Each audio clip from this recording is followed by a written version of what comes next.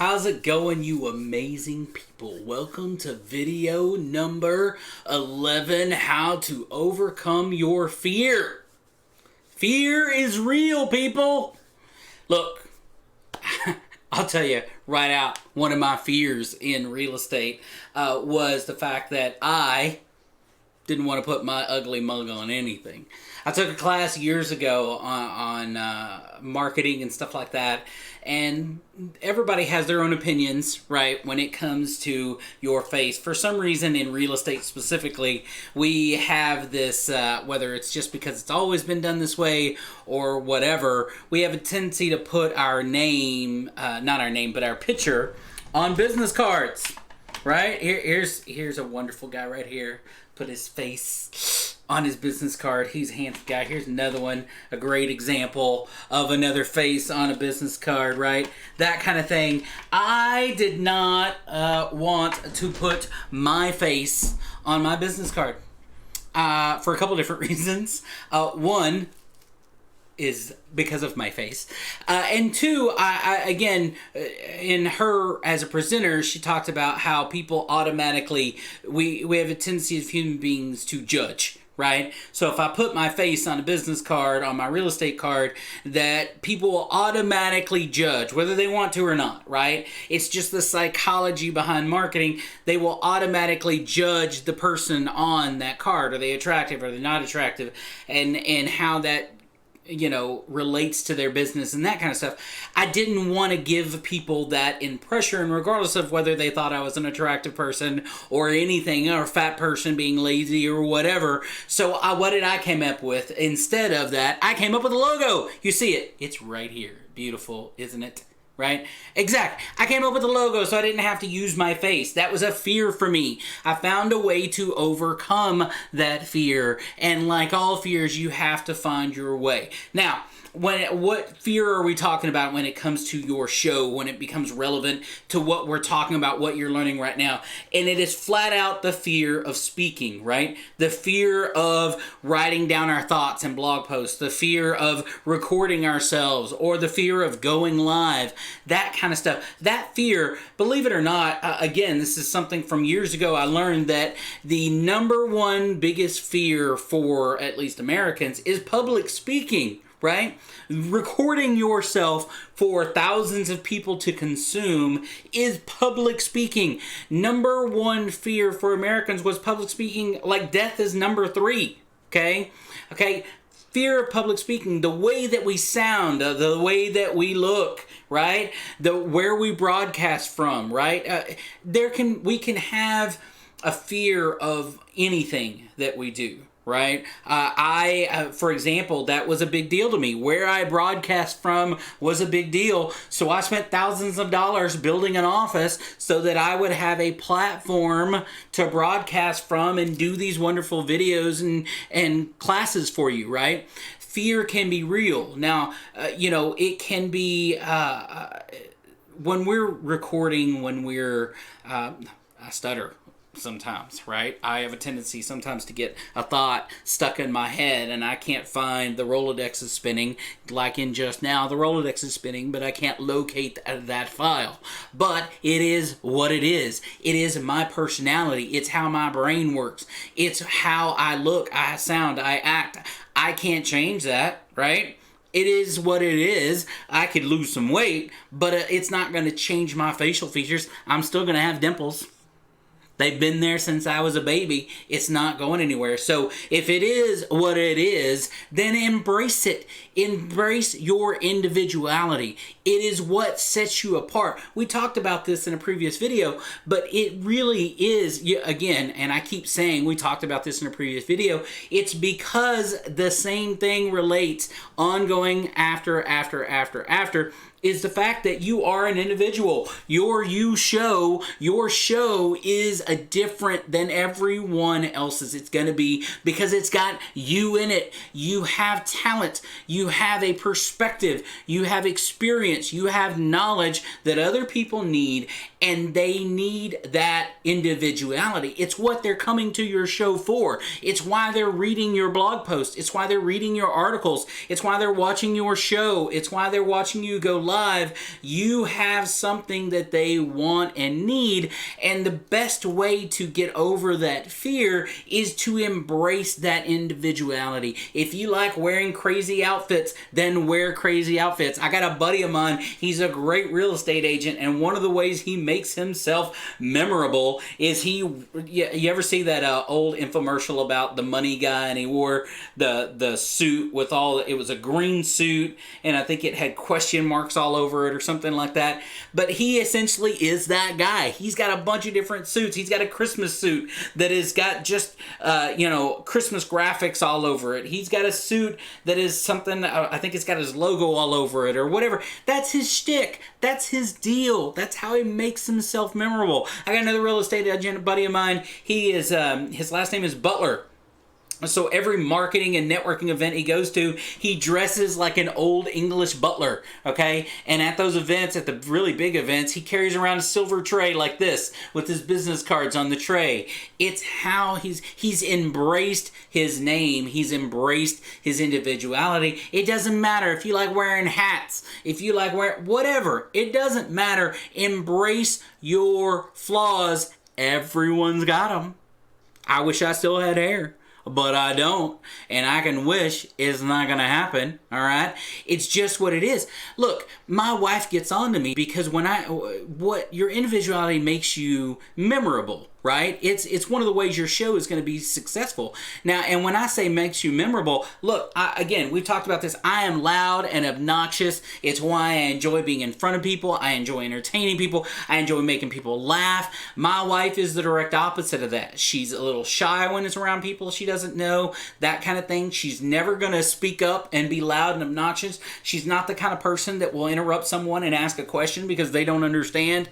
I am that guy. And because I'm that guy, and because I market in the way I do, I told you about my big blue truck with bigmanrealestate.com along the side, right? We can't go anywhere, any restaurant anywhere near we live, any builder anywhere we live, whatever. We can't go anywhere without somebody walking up to our table, walking into our thing, talking to somebody and go, oh, I've seen your truck picking up kids and blah, blah, blah. I've seen it at my school, or I've seen it in my neighborhood or whatever. And it drives my wife nuts. Now, why? All of that is on purpose. All of that puts me in a situation to overcome my fear of people judging me, right? Or whatever it is. It's just the way it's going to be. Eventually, you have to find confidence. You want your show to be successful. You want your business to be successful. You have to find your confidence in what you're doing. If you want to be a good realtor, you've got to be confident in your abilities, in your knowledge. If you want to be a good lender, you've got to be confident in your knowledge and your abilities. You want to be a good title person, you've got to be confident and knowledgeable, right, about your abilities. That's how you get over your fear, is you supplement, is that a word? You supplement your abilities, right, with knowledge and confidence, preparation. It's how we overcome these things. You have that. How did I become the big man in real estate? Look, I would love to take credit for this name, Big Man in Real Estate, right? I actually didn't come up with it. It was a great buddy and mentor of mine years ago. We were sitting in his office and we were about to go to this huge networking event. And when I say huge, it was thousands and thousands of people. And we were sitting there, and he used to teach a class on how to work really big networking events, right? Ideas. And one of them was be memorable. How do you take a trait about yourself, right, and find confidence in it and embrace it? How do you be different than everybody else, right? Because that's the way to be memorable. How do you be different? So we were sitting in his office and we were throwing around ideas, and he was telling me about different people and do different things. And one guy showed up one year before in a gorilla outfit or what, just crazy things. And he looks at me and he goes, hey, you're a big guy, right? Yeah. He's like, how comfortable? Yeah, I could tell he was kind of dancing around something. I'm like, look, I am who I am. I embrace whatever I am. He's like, great. He's like, I want you to go and I want you to have a bunch of shirts made for this event. And I just want you to put it really, and it says, I want you to put on them, size does matter. In this case, this event was in Dallas, Texas, I think that year. And it was like, size does matter in Texas real estate. He's like, I want you to go buy a bunch of those shirts and I want you to wear them, right?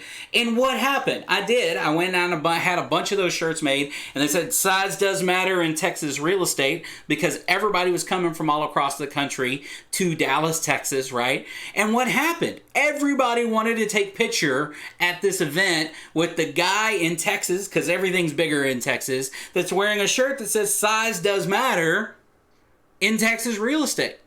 I met all kinds of people. I didn't have to go and introduce myself. People were drawn to me because of the outlandishness of what I was doing. Now, I got back in Austin and I started thinking, well, okay, well, a minute. I can't use size does matter. You can't type that into Google. So I can't use size does matter in Texas real estate as a brand, but what else? And we looked at it and we thought about it and we thought about it and thought about it. And then all of a sudden, the big man in real estate was born, and it was a great thing. Again, it embraces the same kind of mentality. I drive around in a big blue truck. I'm loud. I'm obnoxious. I'm a big guy. I'm from the state of Texas. You can see the beautiful Texas flag behind me. Okay? It fits. It's great. It mimics my personality. It gave me the ability to use something that I can be proud of that's not my crazy mug, right? Okay? Realizing that all the people around you, look, this is just cold hard facts, right? The story, sorry, my brain's going crazy. People realize that the information that you're giving to people, again, and we said this yet again in a previous video. I'm tired of saying that statement. I need to figure out another one. But the point is it's not, when people are consuming your information, right? Realize and get over your fear of that, because it's not necessarily, even though it is the you show, it's not about you. It's about your audience. Your audience is the one consuming that information. Your audience is the one that's going to hire you as a real estate agent, or hire you as a lender, right? Or choose you as a title person, or whatever it is. Your audience is the one that is consuming the information. And believe me when I say they are way more caught up in their own fears, in their own biases, in their own thoughts than you. Okay, if you have information that they want, if you have information that they think they need, it does not matter what you look like or what you're wearing or any of it. They are more caught up in their own selfishness. Believe me, we're all guilty. Right? They are so caught up in their own selfishness that it doesn't matter. I'll give you a great example. My wife loves me. At least I think she does. We're 20 years in, so I'm assuming she stuck around that long. It's got to be for some reason, right? So my wife, for example, loves me. And because she loves me, obviously she thinks about me and she cares about me, right? But when she's getting ready, if we're going out to a really nice dinner and we've hired a babysitter and it's a date night for her and I, when she gets dressed up and she walks out of the closet into the bedroom, her first question to me is, it's not, oh, you look great. It's, how does this look?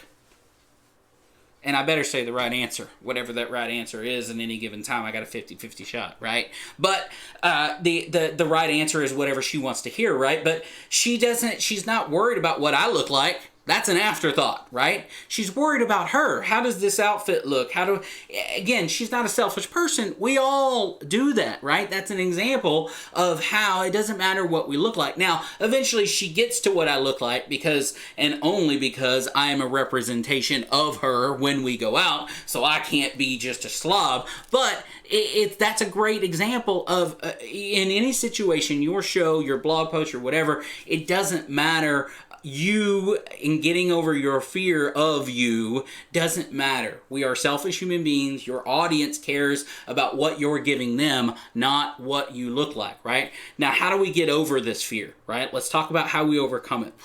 How you overcome it is good old-fashioned practice.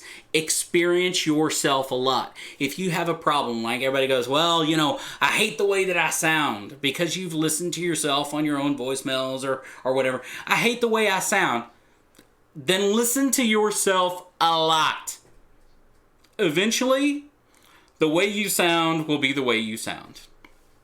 It is what it is, folks. Okay? You can try to talk differently, but when you talk enough, it's going to be the way it is. All right? I am loud. My voice projects. I don't even have to try to be loud. My wife gets on to me at restaurants and stuff like that. You're too loud, and I have to learn how to be. I have to learn how to take my voice and take the projection out of my voice. But it is what it is. I don't have to be loud to be loud. I have to embrace that kind of thing, right? Watch your own content. You have to, look, if you have a fear of video recording, hit the frickin' button and record. And record, and record, and record, and record. It's the only way to get over it. I had a fear of flying when I was younger, and then all of a sudden, with a buddy of mine, we were heading, I don't remember where, but we were flying for free because he gave me a buddy pass on Southwest Airlines, and he works for them, so we were flying for free, so it's not like I could complain, but we had to get on like 3 different planes to get there, and then a day later, we had to get on like 3 different planes to get back, and all of a sudden, I wasn't afraid of flying anymore, right? You do it enough and it just gets comfortable. So if your fear is public speaking, you just got to work your way in. Again, I said this in the last course. Just because you record your show or record something does not mean you have to post it for other people to consume. Your audience can consume. That kind of thing. We all get better with practice. I tell my kids this constantly with sports and stuff like that. They'll come home and they'll say, "Daddy, I wasn't the fastest today when we were in gym." Well, son, how do you get faster? Well, you practice, right? It doesn't mean that you may never be faster than that fastest person, but you can definitely get better than how you are today. The more you do whatever it is your fear is, whether it's the fear of posting things on Facebook or which is a real thing, by the way, the fear of making your own videos, the fear of writing your own show, the fear of marketing properly, the fear of doing your real estate work, the fear of whatever it is that's stopping you. And believe me, there's a bunch of different fears that people have that are very real to them, is to just do it and do it and do it and do it until it's so second nature that your subconscious, the place where fears live, is just so repetitive that it doesn't have time, that you just go, you just do it, right? The more you do, the quicker you do it, the quicker you're going to become comfortable with it. So if your fear is getting on camera, just get on camera. Now, if that means, again, I've told you one of the best ways to do your show is interviews. If that means having a buddy, a friend, an interviewer, or whatever doing it with you, then do it with you. But eventually, even doing it with them, you're going to get to a point that you are comfortable doing it yourself, right? Getting interviewed or interviewing others, having a buddy, having a partner or whatever is a great way to get over that fear, right? Think about any radio show. Most radio shows, right, are partners. Very rarely, even your big name radio shows are people that, your big name in sports like Dan Patrick, right, or whatever. Your big name radio shows, even if it's about, like the Dan Patrick Show is about Dan Patrick. If you don't know who Dan Patrick is, he's a famous sports broadcaster, right? But Dan Patrick Show, he's got like 4 guys that are on that show with him. Even though the show has his name on it, and he's the one that primarily talks, he has 3 or 4 people that all have different opinions, right? That give them, right? And think about any nighttime TV show, right? The old school Johnny Carson show, right? And the Jimmy Kimmel show, and this kind of stuff. Johnny Carson had Ed Sullivan, right? Was his person, right? So even the big names need someone to bounce off of, right? So that it wasn't just them all that kind of thing. Be a real person, right? You have a fear of broadcasting, coming out and say, "Hey, you know what? I'm on this video today, I'm on this show today, and it's a little, intense for me." Be a real person, right? It's just the thing to do. Again, experience, right? Think about interviewing as a whole, about getting over your fear. For example, one of my biggest examples when it says of being interviewed, how to get comfortable, create a business out of being interviewed and overcoming that fear. Now, I don't know whether they necessarily had the fear in the beginning, but as far as getting interviewed, Dr. Phil, for example, right? Multi-millionaire, got his start being interviewed by Oprah. And then all of a sudden, he got interviewed a lot by Oprah. And then eventually, he became his own product. Same thing for, Dr. Oz, right? Daytime TV Dr. Oz. Same thing. He was interviewed by Oprah, and then interviewed by Oprah a lot, and then just kept going, right? And built his own business out of being interviewed is how he got his start. So being interviewed is one of the biggest ways to overcome your fear of getting on camera or your fear of getting started, that kind of thing, because it puts you in a situation where you feel like that other person is in charge, right? And then you do that enough, just like Dr. Phil, just like Dr. Oz, or countless of other people, you do that enough and all of a sudden you get comfortable enough where maybe your next step from being interviewed is to interview others. It puts you in control, but it puts you in control of the conversation, puts them in control of the content. Right? You ask the questions, they give you the answers, right? So it puts you in a little bit of control. Again, radio shows, TV shows, that's what these do, right? You think about somebody like, again, I mentioned Oprah. Oprah is a billionaire. I believe she was the first female billionaire in history, right? And what is she an expert at? She's an expert at interviewing other people.